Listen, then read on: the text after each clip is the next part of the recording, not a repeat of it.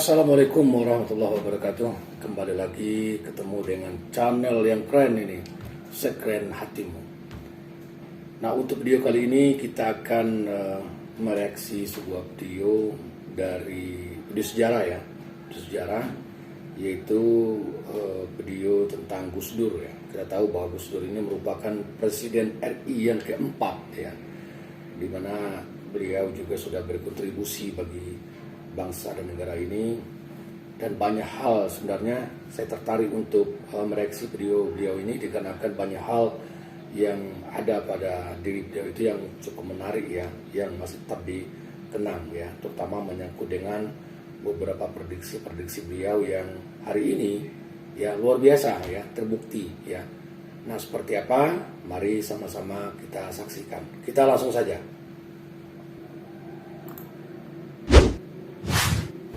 Saya di dunia ini yang pantas pemimpin di Indonesia ya, yang pantas jadi musuh saya cuma satu, Mas. Siapa itu? Pak Harto. Pak Harto. Mendiang Gus Dur atau yang memiliki nama lengkap Kiai Haji Abdurrahman Wahid hingga kini masih dikenal sebagai sosok tokoh bangsa yang senantiasa cinta tanah air. Ketika beliau masih hidup, pernyataan yang terkadang tegas, lugas, nyeleneh seringkali baru diketahui maknanya setelah beberapa waktu kemudian. Ya, jadi ada yang menarik ya dari Pak Gus Dur ini ya. Kadang-kadang dia ngomong itu, saat itu kita tidak paham ya. Kadang-kadang mungkin kita berpikir apa sih sebenarnya yang dibilang atau yang diucapkan oleh Pak Gus Dur ini ya. Nah, ini makna ini kadang-kadang akan diketahui itu jauh ke depan ya. Beberapa waktu dekat ke depan baru diketahui maksud dari ucapan dari beliau. Karena memang dia dikenal sebagai orang yang memiliki kemampuan spiritual ya untuk melihat segala sesuatunya. Jadi kadang-kadang dia bicara hari ini dianggap atau tidak dianggap oleh orang lain ya, tapi ke depan bisa terbukti ya. Ini yang menarik dari Gus Dur gitu ya. Jadi kita langsung saja. Selain sebagai sosok ulama besar, Gus Dur mendapat julukan sebagai Bapak Pluralitas Indonesia karena menjadi presiden untuk segala umat yang beragam di tanah air.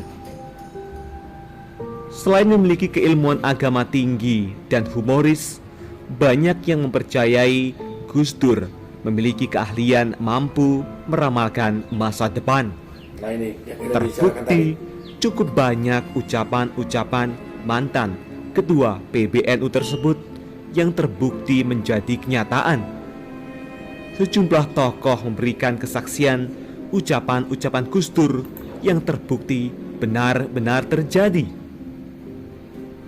Lantas, apa sajakah ucapan-ucapan Gus Dur tersebut mengenai masa depan dan akhirnya terbukti menjadi kenyataan?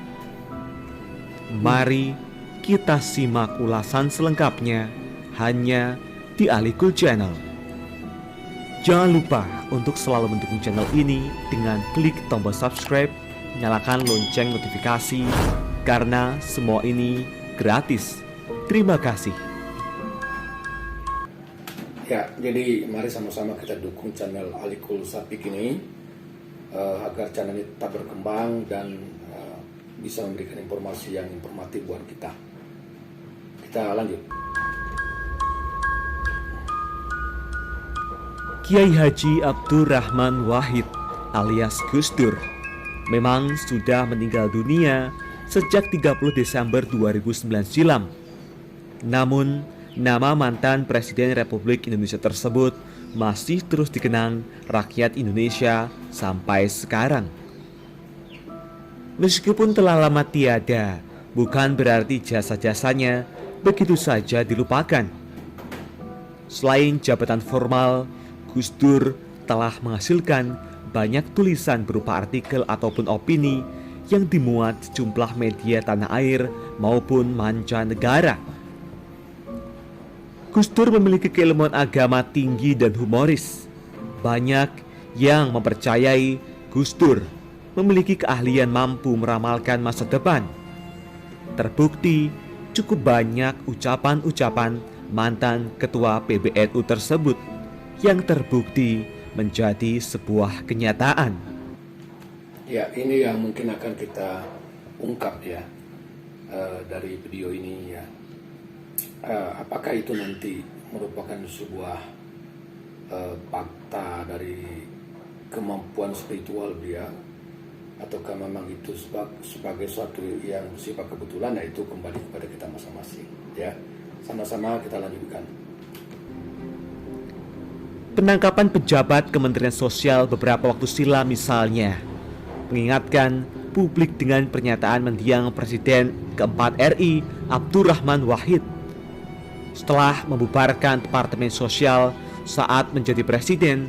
Gus Dur ini pernah berujar bahwa lembaga yang dahulunya bernama Departemen Sosial adalah sarang koruptor. Jadi Departemen Sosial pada saat beliau menjadi presiden itu ya, itu dianggap sebagai sarang koruptor, maka itu dibubarkan ya untuk Departemen Sosial ya. Tak itu saja, sejumlah tokoh memberikan kesaksian ucapan-ucapan Gus Dur yang terbukti benar-benar terjadi.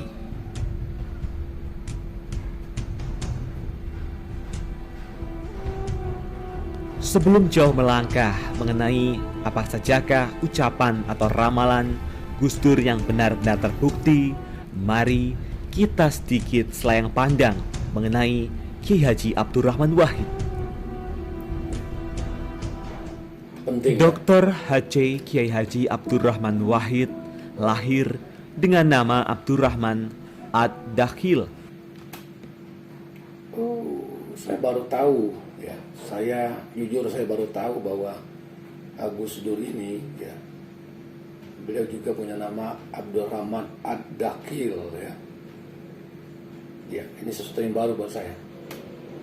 September 1940 dan meninggal dunia 30 Desember 2009 atau yang akrab disapa Gus Dur adalah tokoh muslim Indonesia dan pemimpin politik yang menjadi presiden Indonesia yang keempat dari tahun 1999 hingga 2001. Beliau menggantikan Presiden B.J. Habibie setelah dipilih oleh Majelis Permusyawaratan Rakyat hasil pemilu 1999. Penyelenggaraan pemerintahannya dibantu oleh Kabinet Persatuan Nasional masa kepresidenan Abdurrahman Wahid dimulai pada 20 Oktober 1999 dan berakhir pada sidang istimewa MPR pada tahun 2001. Tepat 23 Juli 2001, kepemimpinannya digantikan oleh Megawati Soekarno Putri setelah mandatnya dicabut oleh MPR. Beliau lahir dengan nama Abdurrahman Ad-Dakhil. Ad-Dakhil berarti sang penakluk. Kata Ad-Dakhil tidak cukup dikenal dan diganti nama Wahid, dan kemudian lebih dikenal dengan panggilan Gus Dur. Gus adalah panggilan kehormatan khas pesantren kepada seorang anak kiai yang berarti abang atau mas. Gus Dur adalah putra pertama dari 6 bersaudara. Wahid lahir dalam keluarga yang sangat terhormat dalam komunitas muslim Jawa Timur. Kakek dari ayahnya adalah Kiai Haji Hashim Asy'ari, pendiri Nahdlatul Ulama atau NU. Iya, jadi Hashim Asy'ari ini merupakan pendiri NU ya, di mana beliau juga satu perguruan dengan Kiai Ahmad Dahlan ya, pendiri Muhammadiyah ya. Gus Dur secara terbuka pernah menyatakan bahwa ia memiliki darah Tionghoa. Abdurrahman Wahid mengaku bahwa ia adalah keturunan dari Tan Kim Han yang menikah dengan Tan Alok, saudara kandung Raden Patah atau Tan Engwa, pendiri Kesultanan Demak. Lantas, Apa sajakah ucapan-ucapan Gus Dur yang akhirnya terbukti menjadi kenyataan itu sendiri? Mari kita ulas satu persatu. 1. Prediksi Soeharto lengser dari kursi kepresidenan. Menurut seorang tokoh Islam Indonesia, Kiai Haji Bukhari Masruri, dalam satu waktu Gus Dur pernah menceritakan bahwa Soeharto akan mundur dari kursi orang nomor 1 di Indonesia. 11 bulan sebelum Soeharto jatuh, saya, Gus Dur, Mustafa Zuhad, Toha pengurus NU Jogja membicarakan berbagai masalah.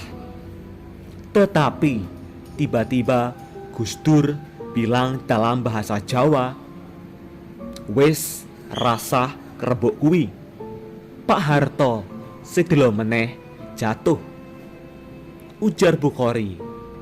Artinya, sudah tak usah bicara itu. Sebentar lagi Pak Harto jatuh. 11 bulan ya dari Gus Dur bicara spontan ya. 11 bulan ke depan kejadian Pak Harto lengser ya. Bukhari melanjutkan, ia tak percaya dengan omongan Gus Dur karena saat itu Soeharto telah diangkat menjadi jenderal bintang 5 dan didukung kekuatan bersenjata, politik, serta ekonomi publik. Ya, wajar ya ketidakpercayaan beliau itu dikarenakan memang Pak Harto waktu itu merupakan kekuatan yang memang tidak bisa kita lawan ya, karena kekuatan cukup besar sebagai presiden ya, yang sekian puluh tahun memerintah. Jadi hanya secara logika kita ya susah untuk lengser gitu ya. Oke, lanjut. Tetapi kenyataannya benar-benar memihak Gus Dur. 11 bulan kemudian, Soeharto benar-benar lengser.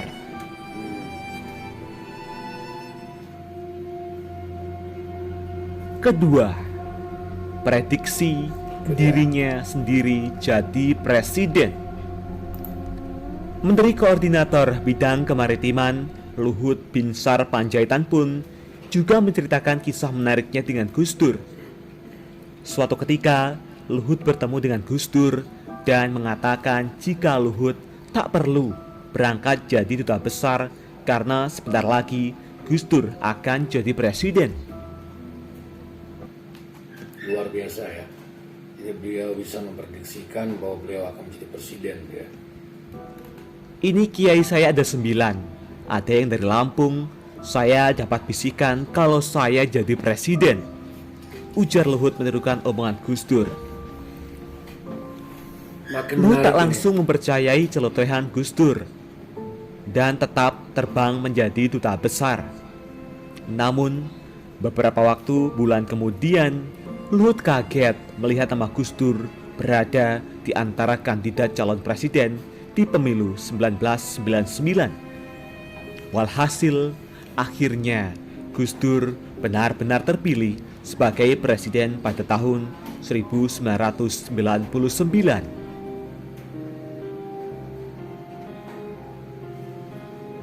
Ketiga, pelengseran dirinya sebagai presiden.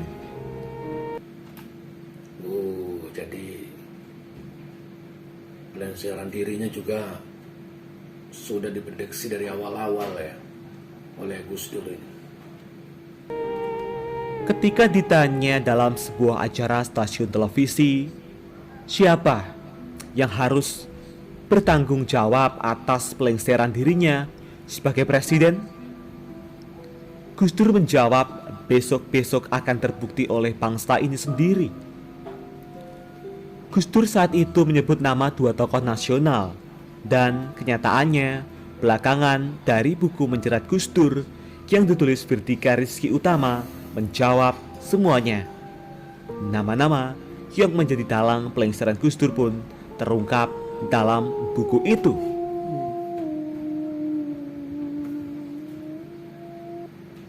Siapa ya kira-kira ya?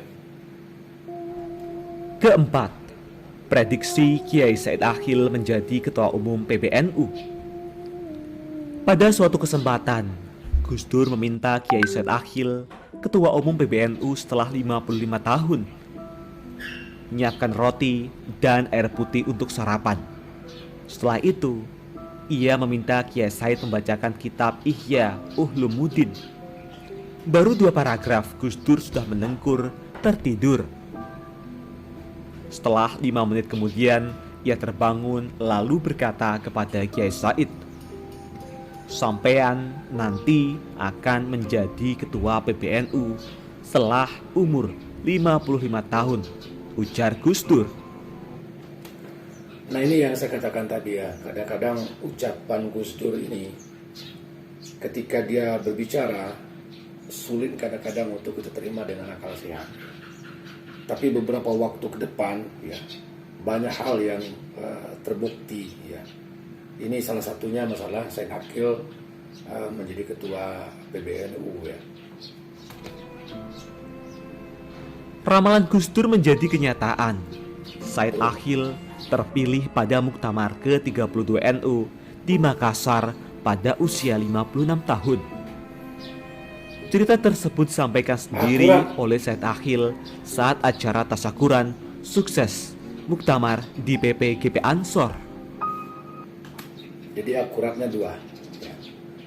Said Akhil jadi ketua PBNU, yang kedua umur 50 ya. Ini di luar akal sehat ini ya, luar biasa Gus Dur.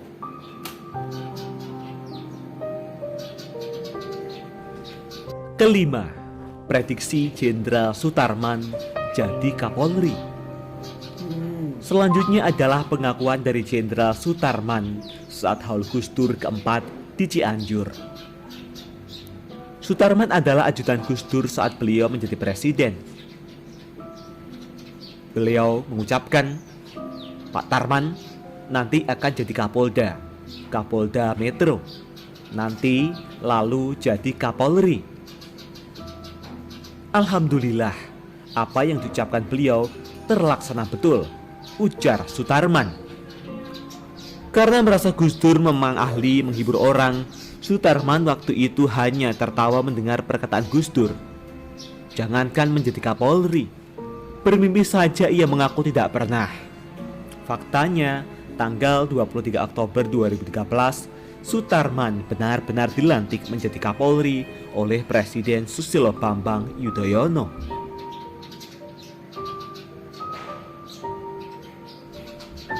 Keenam, prediksi Jokowi jadi presiden. Gus Dur juga disebut-sebut pernah memprediksi Joko Widodo akan jadi presiden. Padahal saat itu Jokowi masih menjabat sebagai wali kota Solo. Saya masih ingat tanggalnya 8 Januari 2006. Gus Dur hadir di Solo dalam acara Dengake Sangka Guru Nusantara untuk menyampaikan orasi, ujar Husain Syifa, koordinator Gus Durian Jawa Tengah. Menurut Husain Syifa, saat itu sebelum orasi Gus Dur, dialog bersama Kiai Haji Muslim Rifai atau Mbah Lim. Dan Jokowi saat itu baru sekitar 6 bulan jabat wali kota Solo. Kemudian tambah Husain, Mbah Lim bertanya sambil bercanda soal Gus Dur yang menjadi presiden lagi. Mboten ngaten, tidak begitu, Mbah. Siapapun yang dikendaki rakyat termasuk Pak Jokowi ini, kalau dia jadi wali kota ya bagus, kelak juga bisa jadi presiden, terang Husain. Sementara Jokowi hanya senyum-senyum menanggapinya. Terbukti sekarang Jokowi sudah jadi presiden dan bahkan sudah memasuki periode kedua.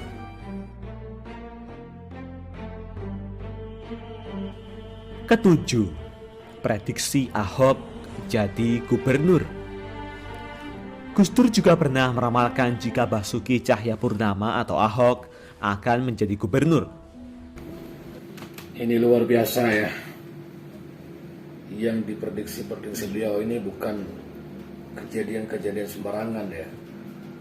Ini kalau tidak dengan mata batin yang jernih ya, tidak mungkin beliau bisa memprediksi ini ya. Jadi saya curiga ini ya, beliau ini adalah seorang spiritual ya, seorang memiliki mata batin yang jernih ya. Hal itu disampaikan Gus Dur kepada Ahok saat pemilu di Bangka Belitung. Orang Cina nggak bisa jadi gubernur, Gus. Gus Dur kasih semangat, ikut kampanye, ujar Ahok di acara Rosi Kompas TV. Kemudian, menurut Ahok, Gus Dur malah menyeloteh bahwa Ahok bukan hanya mampu menjadi gubernur, namun menjadi presiden pun bisa. Alhasil, Ahok menduduki posisi gubernur DKI Jakarta setelah Jokowi terpilih sebagai presiden tahun 2014. Kedelapan, DPR seperti taman kanak-kanak. Kejadian ini terjadi ketika Gus Dur dimintai pertanggungjawaban oleh DPR. Di hadapan wakil rakyat dengan lantang, Gus Dur mengatakan bahwa DPR seperti taman kanak-kanak. Jika dilihat keadaan sekarang, banyak memang mengatakan benar. DPR ibarat taman kanak-kanak, mulai dari kegiatan jalan-jalan, kunjungan kerja ibarat anak TK yang senang tamasya, belum lagi rebutan proyek seperti anak TK berebut mainan. Walau saat itu banyak anggota DPR yang tersindir, namun banyak pula yang setuju dengan celotehan Gus Dur.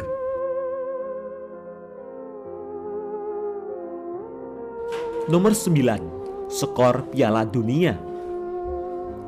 Ketika muda, Gus Dur sangat menyukai permainan sepak bola.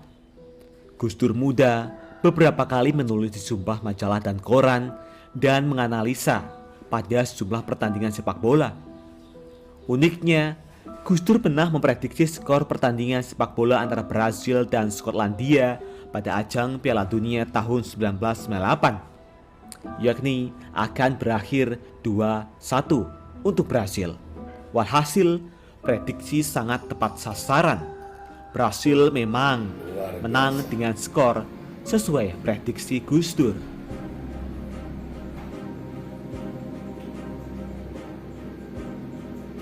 Nomor 10, prediksi kematiannya sendiri. Ini merupakan percakapan Gus Dur dengan Prof. Soehardi yang merupakan guru besar UGM dan pernah menjadi dirjen di Departemen Kehutanan di era Gus Dur menjadi presiden. Di ruang ICU beberapa hari sebelum wafat, Gus Dur berkata, "Saya titip bangsa ini, tolong ikuti kawal Pansus Senturi di DPR. Besok Kamis saya akan pulang ke Tebu Ireng dengan diantar banyak orang. Saya sudah ditunggu oleh ayah saya di sana."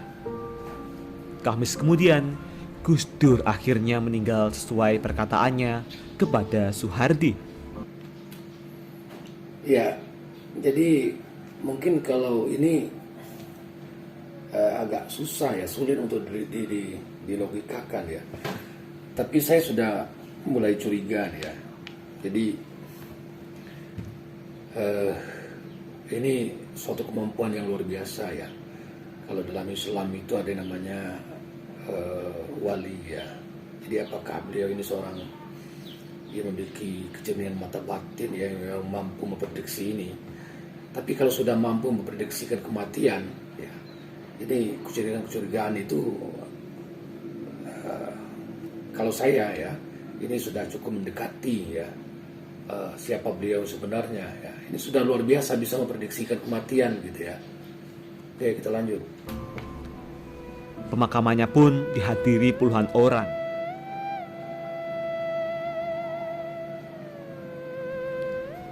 Itulah tadi 10 ucapan-ucapan Gus Dur yang akhirnya terbukti menjadi kenyataan.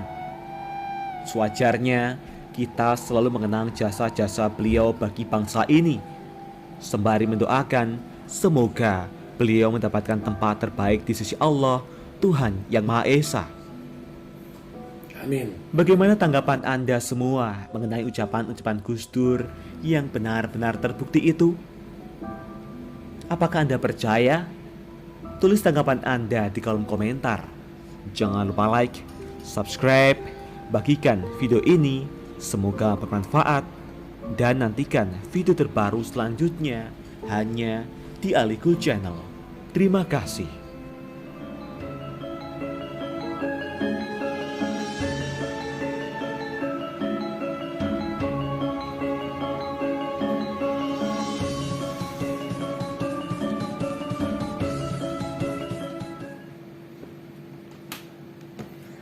Ya, oke, sahabat semua ya.